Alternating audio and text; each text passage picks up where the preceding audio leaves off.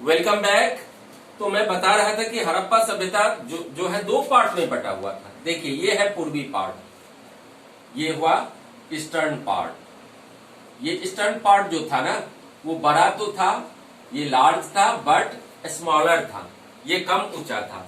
और इसका ये था वेस्टर्न पार्ट। वेस्टर्न पार्ट जो था ये छोटा था लेकिन ये बहुत ऊंचा था। ये हो गया आपको western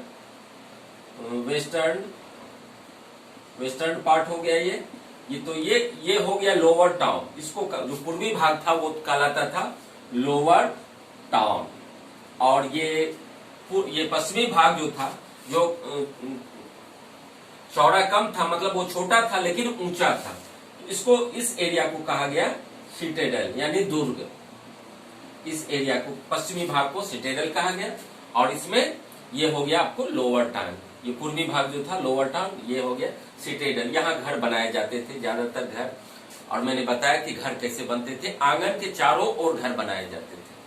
houses were built around the courtyard. और हर घर के लिए एक सेपरेट बाथरूम होता था और पानी की व्यवस्था होती थी। उसके बाद water tight with a layer of natural tar के सहारे जो है ना, पानी की व्यवस्था जैसे आज हम लोगों के लिए नल है, उसी तरह उस समय होता था। ग्रेट बाथ होता था जिसे हम स्नानागार कहते हैं, जो मोहनजोदड़ो से हमें मिला है। तो हाउसेज आप देख सकते हैं इसमें। ये देखिए हड़प्पा का ये स्थल जो है, इसमें आप स्पष्ट देख सकते हैं।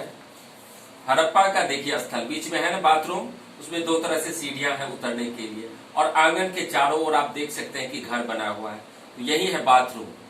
धार्मिक अवसरों पर यहाँ लोग डुबकियां लेते थे। अब सवाल है कि हड़प्पा वासी खाते क्या थे भोजन में। तो देखिए दो तरह के, एक प्लांट प्रोड्यूस था, दूसरा एनिमल प्रोड्यूस।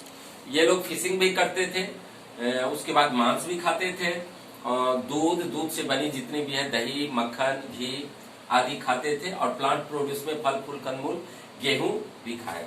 अब ये है, देखिए शहरी सभ्यता होने के कारण लोग बाजार पर ज्यादा डिपेंडेंट थे। बाजार पर इसलिए डिपेंडेंट थे क्योंकि चूंकि शहरी लोग तो अपने लिए सब्जी या फसल नहीं बोते हैं खाने के लिए। तो गांव सुदूर दूर के एरिया में, जैसे मान लीजिए कि ये शहर है तो काफी दूर के एरिया में गांव होता था। विलेज मतलब ये विलेज नहीं कह सकते हैं, रिमोट एरिया में लोग क्या करते थे, खेती बाड़ी करते थे। और वो रूलर और अन्य लोगों को जो जैसे स्क्रिप्स होते थे, उस सबों को भोजन प्रोवाइड करते थे। इस समय देखिए स्क्रिप्स वो होता था जो कि मोहरे बनाने का काम करता था। हड़प्पा काल में जो मोहरे बनाए जाती थी, हड़प्पा काल शहरी थे तो इसमें ट्रेड होता था दूसरे देशों के साथ। अब कुछ सामान इंपोर्ट किए जाते थे और कुछ एक्सपोर्ट किए जाते थे। जैसे इंपोर्ट में मान लीजिए कि प्रीसियस स्टोन आता था गुजरात से, टीन आता था अफगानिस्तान ओमान से, सोना कर्नाटका से। इस तरह से तरह तरह की चीज तरह तरह की जगह से आते थे। और फिर हड़प्पा से भी, हड़प्पन जितने भी प्लेसेज हैं, स्थल हैं, वहां से भी कुछ वस्तुएं एक्सपोर्ट किए जाते थे दूसरे देशों में। तो जहां जहां डाकयार्ड के प्रमाण हमें कहा मिले हैं, डाकयार्ड के प्रमाण मिले हैं हमें लोथल में। डाकयार्ड के प्रमाण कहाँ मिले हैं हमें? लोथल में। ये गुजरात में है लोथल। ये जो है गुजरात। ये क्या था? बंदरगाह था। लोथल ये क्या था? डॉकयार्ड था। डॉकयार्ड इंग्लिश में लिख सकते हैं DOCKYARD। यहीं से एक्सपोर्ट और इंपोर्ट होता था। तो इस तरह से हाउसेज बनी होती थी, एक या दो मंजिले हाउस होते थे।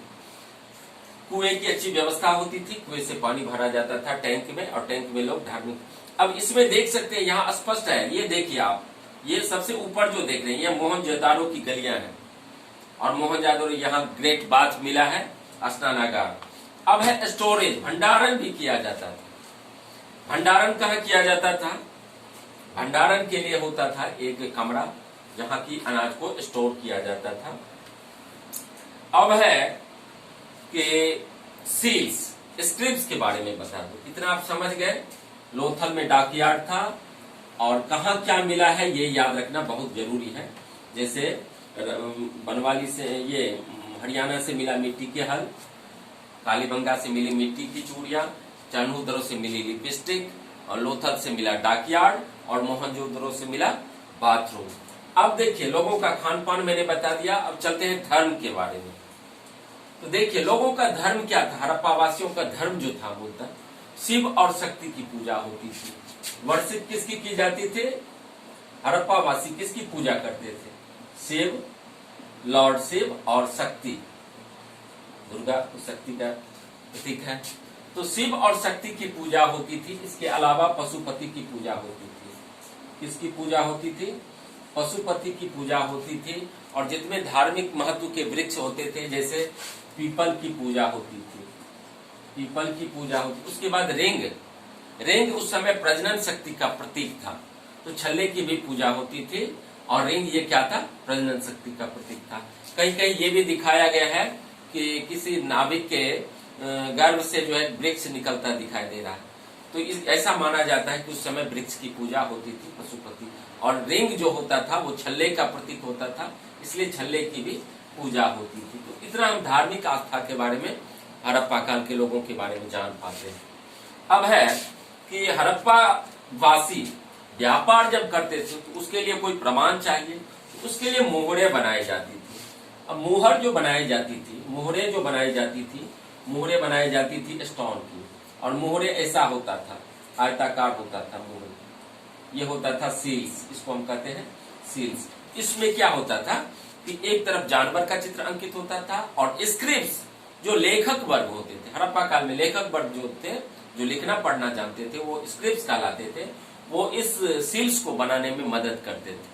हड़प्पा वासी सील्स को बनाने में मदद करते थे। और जब कोई चीज पैक हो जाता था तो उसके बाद उस पर मोहर दी जाती थी, तब जाके एक्सपोर्ट किया जाता था। यदि कोई चीज बाहर से आता था तो उस पर भी मोहर दी जाती थी। इसलिए सील्स उस समय व्यापार के माध्यम थे। और सील्स को जो है, इसमें एक तरफ जानवर का चित्र होता था और सील्स में को बनाने में स्क्रिप्ट्स मदद करते थे, जो लेखक होता था, जो राइटर होता था। अब है new crafts.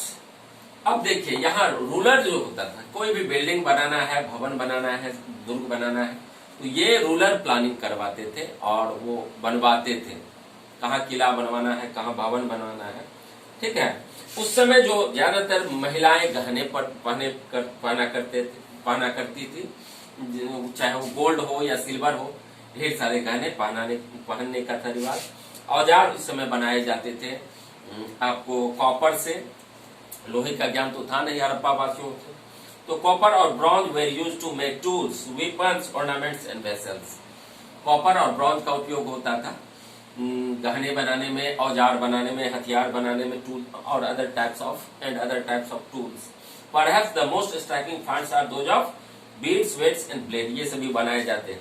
The Harappan also made seals out of stone. मैंने बताया ये सील्स जो है, सील किस चीज का बना होता था, सील्स मेड ऑफ स्टोन। ये स्टोन का बना होता था सील्स किस चीज का बना होता था, स्टोन्स का बना होता था। इसको बनाने में स्क्रिप्ट्स मदद करते थे। अब है टॉयज। तो हड़प्पा काल में ज्यादातर टॉयज जो होते थे वो टेराकोटा के बने होते थे, जो कि बच्चे उसके साथ खेला करते थे। अब इसमें दिखा गया है कि मेहरगढ़। अब यदि मैं मेहरगढ़ कोटोन की बात करूं, देखिए उस समय, देखिए आदमी की आवश्यकताएं क्या होती है, भोजन, वस्त्र, आवास, शिक्षा और मनोरंजन। तो उस समय वस्त्र जो होता था, ये कोटोन कहाँ उपजाए जाते थे, मेहरगढ़ में। कोटोन कहाँ उपजाए जाते थे, मेहरगढ़ में। और एक प्रमाण मिला है, ये स्पिंडल वर्ड मिला है, चरखा, जिससे ये पता चलता है कि हड़प्पावासी सूत काटते थे और कपड़ा बुनने का काम करते थे।